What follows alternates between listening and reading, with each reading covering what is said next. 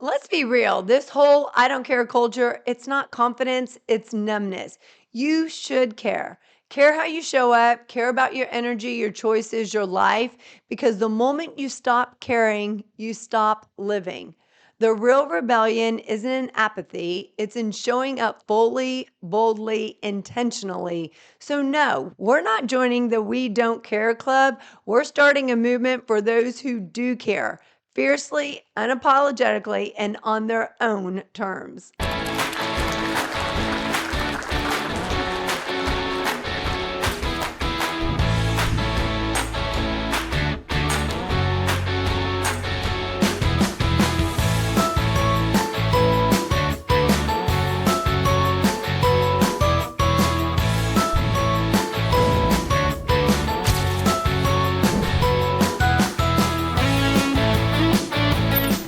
Welcome to the Say Yes Experience. I'm your host, Jessica Rector. If this is your first time joining us, welcome, friend. If you've been here before, welcome back.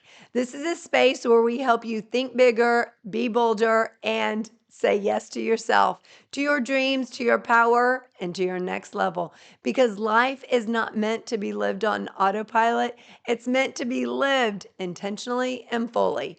Be sure you subscribe on YouTube, Spotify, Apple, wherever you get your podcasts. Today, we're having a real conversation about something that's taken over social media, the We Do Not Care Club. You might have seen it.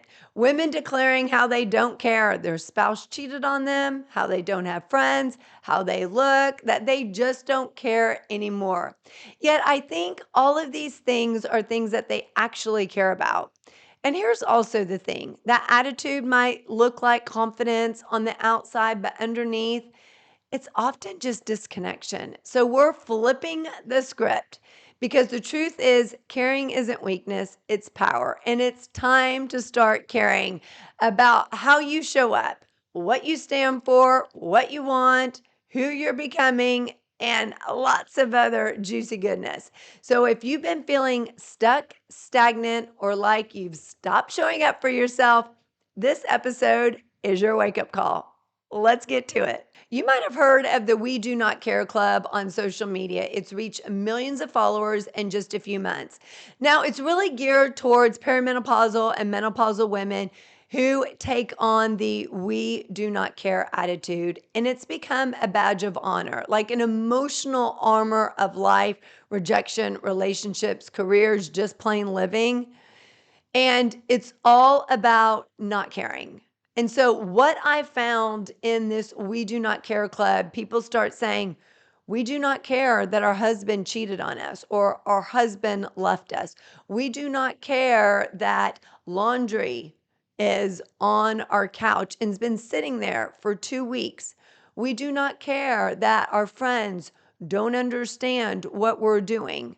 And it seems like all these women are declaring that they do not care when in fact, they really do care. They care about all of these things that they're declaring that they don't care, almost to convince themselves that they really don't care.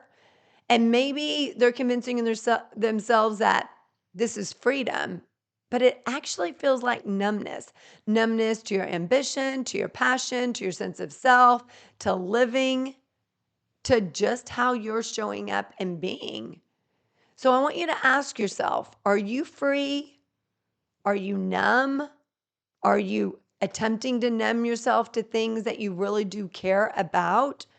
Are you just disconnected? If you're saying we do not care and you're part of the We Do Not Care Club, how is that impacting how you're really showing up? Want your event to do more than just motivate? Want it to transform? Hi, I'm Jessica Rector, CEO of the Say Yes Experience, #1 best-selling author, and the keynote speaker and experience creator companies call when they are serious about change. I don't just speak, I'm known to move people. From the main stage to custom Say Yes Experience team building events, your group will crush comfort zones, ignite connection, and fuel mental wellness and peak potential, all while having the kind of fun that actually sticks. Whether it's a leadership summit, company offsite, or all hands meeting, we bring immersive, energizing experiences that unlock what's next for your people and business. So if you're ready to ditch burnout and lead your team into bold action and a say yes culture, book me now at jessicarector.com or email me at jessica@jessicarector.com. And hey, subscribe to the Say Yes Experience podcast right here. It's where the movement starts. You've heard of a bucket list, things you want to do before you die, right? At the Say Yes Experience, we believe in something truly more powerful, the Say Yes bucket list, the things you want to do to truly start living. It's about feeling alive, breaking out of routine, and turning someday into right now. We've created a free Say Yes bucket list template to help you get started, so you can move to ideas to action and start saying yes to light the things that light your fire. So don't wait to truly start living and download your free template today. Because all of these things, it's okay to care about. In fact, you should care about these actual things. And caring about them is not about perfectionism. It's about self-respect. It means that you're showing up intentionally. Now, it doesn't mean that you care to only show up when you're wearing makeup and you have your hair perfectly done. It's not looking for external validation. It's about knowing who you are and caring about the things that actually matter, and even some of the things that don't matter. So you don't have to have it all together, but you do need to be invested in how you live, how you love, how you lead. And saying just a blanket statement, I don't care about all these things, is really defining how you're showing up. And it's really changing how you're living, loving, and leading. And when you say you do not care about some of the things that these women are saying they do not care about, there's a disconnect. There are women posting, we do not care that we're going through a divorce. We do not care that our husband left us or our husband cheated on us. Well, you should care, because that says that there's something wrong with the relationship. And if you don't figure out what was wrong with the relationship, what wasn't working, you'll likely repeat it in the next one. So it's time to take radical ownership and be emotionally honest with yourself. What wasn't working in that relationship? What was broken that needed to be fixed? What were you not communicating about in that relationship? Because when someone cheats, it means most of the time that they're not getting what they need out of that relationship. So, what was missing? Now, this isn't about blaming yourself. Absolutely not. It means being curious enough to ask, what was missing for me? What did you ignore? What did you pretend wasn't there? Maybe there were red flags coming up all the time and you ignored them, or you pretended like they weren't there, or you made excuses for them. I know that there was a guy that I dated, thankfully only for a short period of time. The first date was amazing. It was fantastic. He had great energy, excitement about me, curious about me. We had that spark, that chemistry. It was fantastic. And then little by little, other parts of him started showing up. We went to Top Golf, and I went up to the agent to ask if I could have the third floor center. Why? Because I'm not that great at Top Golf, and that's where I feel like I have the best advantage. And of course, I want to have fun, right? So I go up and ask, and my date was mad. He's like, I've had a bad day. I just want to go play golf. I was like, okay, she's just looking into it. It'll just take a minute. But I want to go play golf. And he kept saying that. He walked off. He'd storm back to me. And I said, give it just a minute. She's looking. He walked off. So by this time, she had to bring someone over and ask, like, how long of a wait would it be? Even though we had a reservation, the guy picked me up 40 minutes late. And so we got to the reservation late. They were seeing if they could accommodate it. So he ends up walking back out. And by this time, I was frustrated because he kept coming up multiple times saying this. I felt hesitation. And I walked off and I walked back and I told them that's okay. We'll just stay with what we have, and sat on the couch and Top Golf.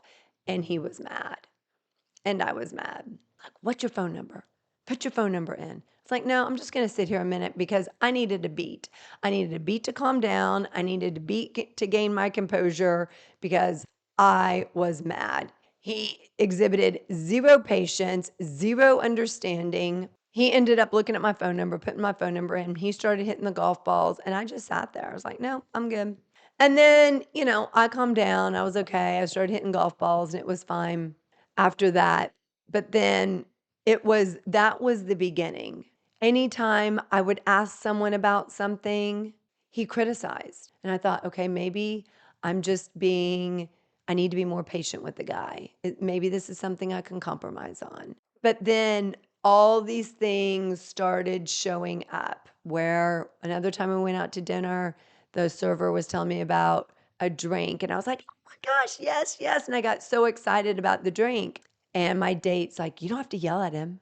And the server's like, she's not yelling at me at all. And I was just excited because it sounded so good. And then the very last time, he literally stood up in a restaurant and yelled at me because we got the wrong pizza. And I wanted to ask the server if we could get the correct pizza. And he stood up and yelled at me so much that I was crying. And looking back, yes, I should have ordered an Uber right there and left, but I was so distraught. I was shaking. I could not believe somebody was behaving like this. I share that because all of those were red flags that I was ignoring. The very first time he behaved like that in Top Golf, it should have been like, bye. Now, keep in mind that that was only a few dates in, right? But that was a big red flag of how he was behaving. So in your relationship, there's red flags that come up. Are you choosing to ignore them? Are you making excuses for them? If your spouse leaves, if he cheats, I want you to take a look at what was missing in that relationship for you. What were the red flags that you pretended didn't exist that you ignored? Because one red flag can lead to another, and then you start showing up as someone you don't recognize. Whereas you get in a relationship, you don't go from where you are now to years later being married, and all of a sudden the person's totally different. Now that can happen, but it's very rare. Usually there's signs along the way that something's going on. The Say Yes experience is the movement that helps you adapt to change, enhance mental wellness, and stretch into what's possible. We tailor every experience to your specific challenges and goals, whether that's preventing burnout, building resilience, or creating a culture of bold action and connection. Whether it's a getaway with your friends or creating something for small teams to an entire organization, this is where transformation begins. Say yes to growth. Say yes to a custom experience designed just for you. Let's build and develop your own Say Yes experience at jessicarector.com. This episode is sponsored by Wish you could hit pause, catch a breath, and leave the rat race behind for a while? You can. Come check out Breakspace, a global community where mid-career professionals just like you are creating life-changing breaks every day. Founded by two leading break experts, this one-of-a-kind resource is your go-to for all things career break. With hands-on coaching, dynamic courses, and genuine connection, you don't have to go at it alone. Visit gobreakspace.com to learn more and join today. how well are you communicating with that person to get to the core of what isn't working and why isn't it working. And it's always taking a look at ourselves as well and becoming more self-aware. As my friend Lisa says, what's my role in it? Was I not communicating well enough? Were my expectations too high? Were there things that I ignored or made excuses for, pretended that didn't exist because I wanted to be in a relationship, because it was nice to have that attention? It was good to feel needed or wanted. Now, that doesn't mean your role was helping him walk out the door or helping him cheat? What was your part in it? Because the more you can become self-aware of it, the more you can keep that from happening in a future relationship. The more you can figure out how you're showing up and what you need, because maybe your needs weren't met in that relationship either, but it took your husband leaving for you to realize that. And sometimes caring is about walking away. You walk away with awareness, not bitterness, awareness of the situation, awareness of what caused it, what wasn't working, that you have a different type of personality than the other person. This works for spousal relationships, but also friendships, that maybe you're just not in alignment with that friend anymore. And what can you own in that friendship? And where could you have done better? Where could you have showed up better? Where could you have communicated better? Where could you have articulated or listened better? So when you move forward in your other friendships, you're showing up in a better way, not only for your friend, but also for yourself. And so you should be caring when a friendship doesn't work out. You should be caring when your husband leaves, so you don't repeat that same habit, that same pattern again. What does it look like for you to take responsibility and to take responsibility for your own happiness and to own that? Own the part that wasn't working so it can work better in the next relationship, in the next friendship you have. Another thing that is often repeated in the We Do Not Care Club is we do not care that our family or friends don't like what we're doing or they don't understand what we're doing. Human nature is that you want to be liked, that you want to be loved. And it's okay to care that they don't understand or that they don't like it. And that also doesn't mean you're living your life according to them or on their terms or according to what they think you should be doing, but you're living it on your terms, but still caring that they don't understand or they don't like it is okay. It's okay to still care. It's okay to still be bothered by it and to do it anyways, because not everybody's going to get who you are, what you're doing, why you're doing it. But that's about their limitations, that they can't see past what they want for you or they expect you to be. They may be projecting their own fears, fear of change, fear of failure, rejection, judgment, all on you. They're scared that you're going to be judged. They're scared that you're going to be rejected. They're scared that you're going to fail. And they don't want you to fail. They want you to succeed. They're scared that you're going to change. And they want you to be who you were when you were 10 years old or when you were 20 years old. They don't understand why you need to do something different or in a different way or why you need to change at all. What was wrong with the old version of you? Because that's not where they're going in their life. They're okay with staying in their comfort zone. They're okay with feeling stuck or stagnant or the same thing every single day. That's not about you. That's about them. And by caring about your family and friends doesn't mean that you change who you are or start doing things just to please them, because you're not a people pleaser. It just tells you where they are and where they're not. And it also tells you where you're meant to go. You're not meant to stay exactly where you are. You're meant to grow, to learn, to develop. And you've come to this point in your life where you're just saying, I don't need their validation. I don't need their approval. Because when you're in alignment with what you're doing, when you are 100% sure you know who you are, where you're going, and what you're doing, other people's opinions don't matter because you don't allow their opinions to outweigh what you know about yourself to be true. You recognize you're on your own path. You may not know that end result, but you have goals. You have dreams. You're achieving things and you're working towards them. You're grounded in your values, not their value. You're grounded in knowing who you are, what you want, and where you're going. And you're staying the course little by little. You're not looking for other people's approval. You're past the stage in your life where you're trying to people please. You need to stay true to who you are. And it's still okay to not understand how they don't understand, or to understand that it's okay to care that your family and your friends don't like what you're doing or don't understand where you're going. It's okay to care about that.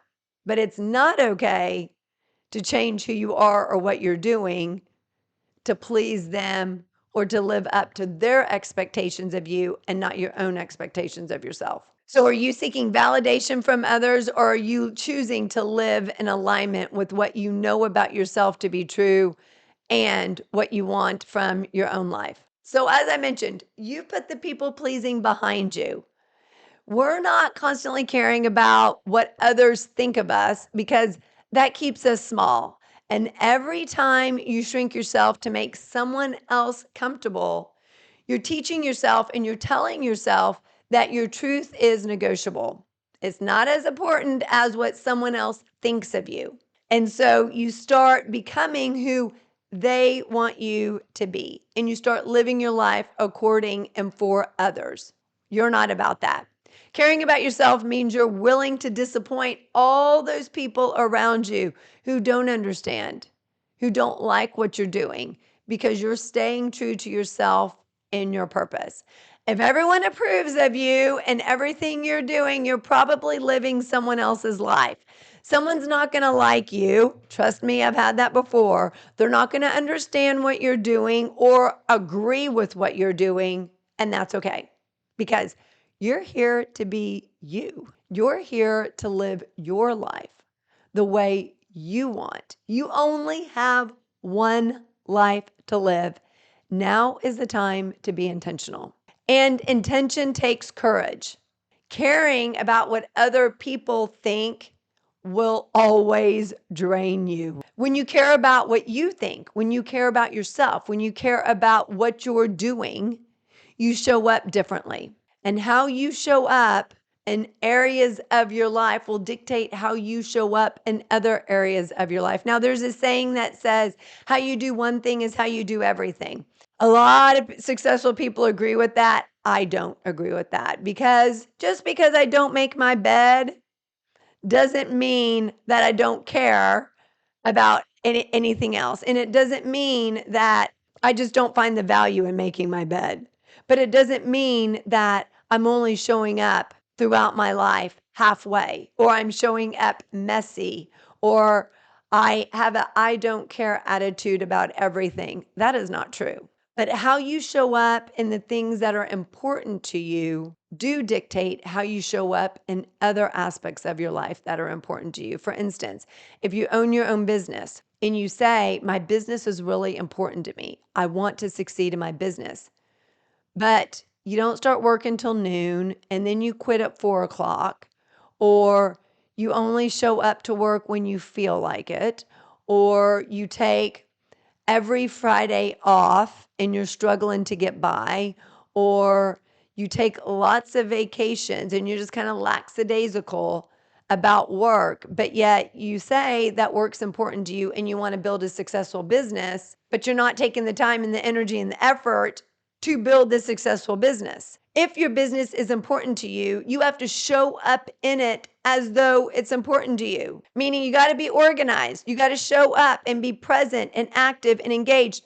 every single day, not just when it's convenient. You got to be willing to do the hard work, not when it's just easy, because it won't be easy, or just when you feel like it, because you'll never feel like it. So how you're showing up for the important things in your life is how you will continue to show up for other important things in your life. Hey, I'm Blaze, and the sass experience was my idea. I created it to help my mom, Jessica Rector. When she was traveling and keynote speaking a lot and on the verge of burnout, I wanted her to say yes to herself, to joy, and to what's possible. What started out with me helping her find a new ice cream around town had turned into a movement. So together we wrote this book, The Say Yes Experience, with 52 powerful tips to help you prevent burnout, strengthen your mental health, and live intentionally. Step outside your comfort zone. One tip, one small shift, one big impact. Ready to say yes to a better you?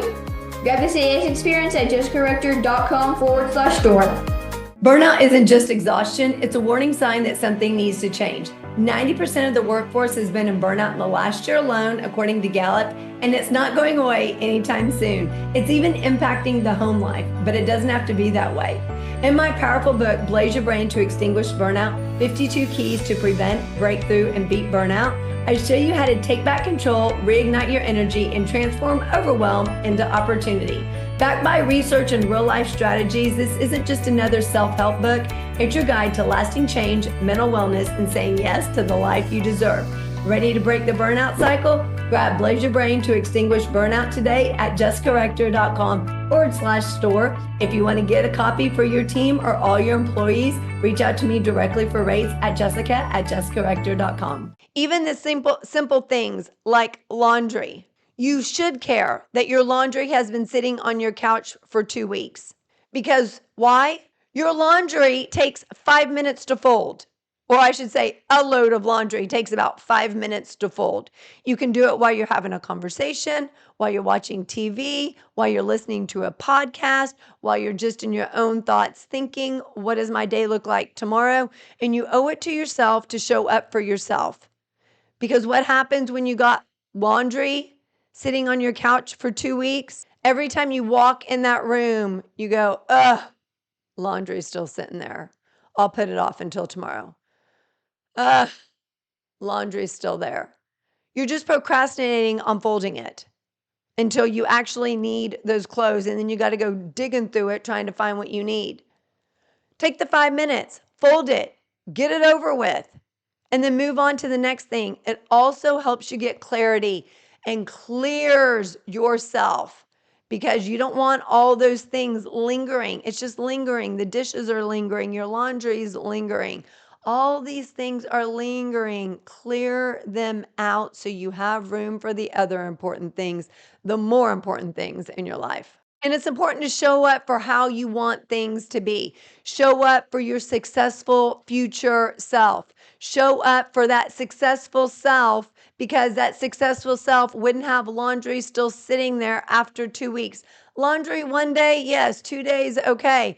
But after a week, 2 weeks, no. Your successful self will have found the time to fold it, to clear it off your plate so you can move on to more important things because she's got stuff that she wants to get done. She's got goals that she wants to achieve. She doesn't want that laundry staying stuck and stagnant and holding her back.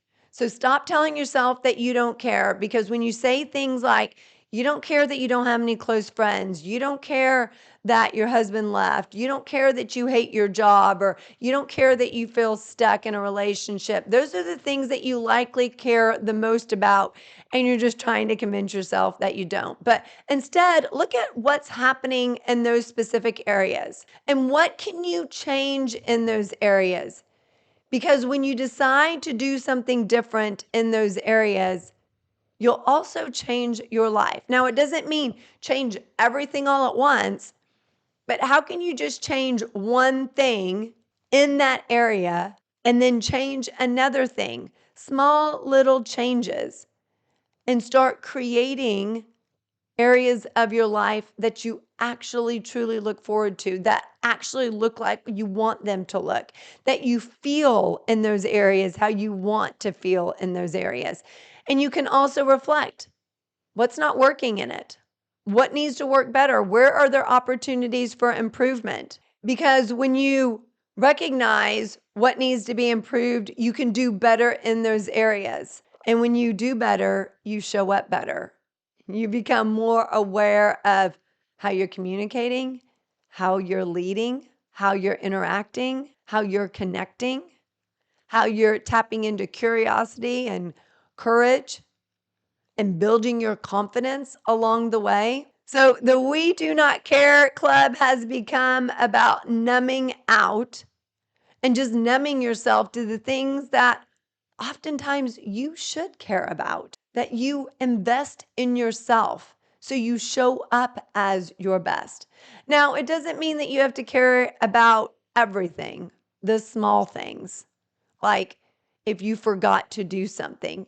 You don't need to care about that. You don't need to put all that stress and that pressure on yourself to care about those things. But there's a line between what's not important to care about and what's important to care about. So, where are those things in your life that it's okay to release and to let go and to not care about the small things that once mattered, including other people's opinions, living your life for other people, or people pleasing? We don't care about that anymore. But caring about the important things, the big things, the life changing things matters. And how can you become more aware in those situations and reflect to recognize how you can improve so you don't repeat the same mistakes, so you're not in the same type of relationships that leave you feeling deserted, destitute, alone, but that you're out looking for the person or the people that fill you up and bring you joy in relationships, whether it's a personal relationship or a friendship, because you need to start showing up for yourself, showing up for your future successful self, and showing up for who you are now and who you deserve to be. You only get one life, so make sure you care enough to live it fully. All right, my friend, take a deep breath, because this is your reminder that caring isn't weakness, it's your power. You get one life, and it's time that you care enough to actually live it. Care enough to show up, care enough to dream bigger, care enough to stop settling and start saying yes to yourself. You deserve it, my friend.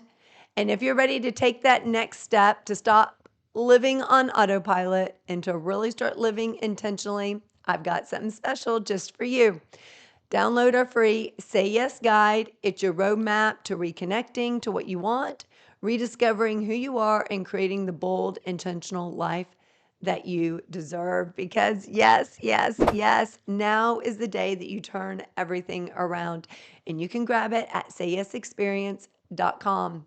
My friend, that's sayyesexperience.com. It helps you guide and empower yourself to create small and big Say Yes experiences. Make sure you subscribe on YouTube, Spotify, Apple, wherever you get your podcasts so you don't miss a single episode. And friend, remember, you don't need to have it all figured out. You just need to start saying yes to the right next thing.